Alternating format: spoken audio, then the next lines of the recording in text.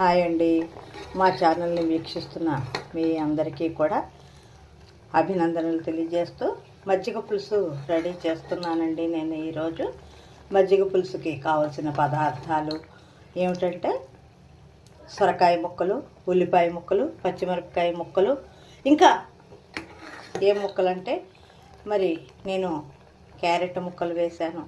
అదేవిధంగా ఇంకా ములక్కాడ ముక్కలు, మీరు ఏ వంకాయ ముక్కలు వేసుకోవచ్చు, బెండకాయ ముక్కలు వేసుకోవచ్చు, ఏ ముక్కలైనా సరే వేసుకోవచ్చండి. ఇందులో ఆ ముక్కలన్నిటిని కూడా కొద్దిగా పెద్ద పెద్ద మీడియం సైజు ముక్కల్లోగా వాటిని తరిగేసి ఆ ముక్కలన్నీ కూడా మనం కుక్కర్లో కాసి నీళ్లు పోసి కొద్దిగా పసుపు వేసేసి 2 విజిల్స్ రానివ్వాలండి.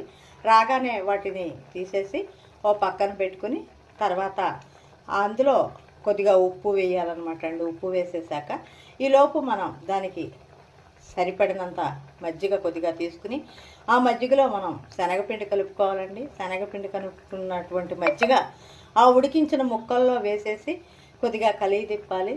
కలిగి తిప్పాక ఈ పసుపు ఉప్పు కూడా ఆల్రెడీ ఉంటుందండి అందులో. దాన్ని మనం ఏం చేయాలంటే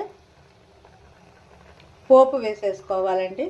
కొద్దిగా కొబ్బరి, పచ్చి కొబ్బరి, అల్లం తురిమేసి ఆ పేస్ట్ కూడా ఇందులో కలపాలి. తర్వాత పోపు వేసేసుకుంటే, ఇంగువ పోపు వేసుకుంటే గుమగుమలాడే మజ్జిగ పులుసు రెడీ అండి.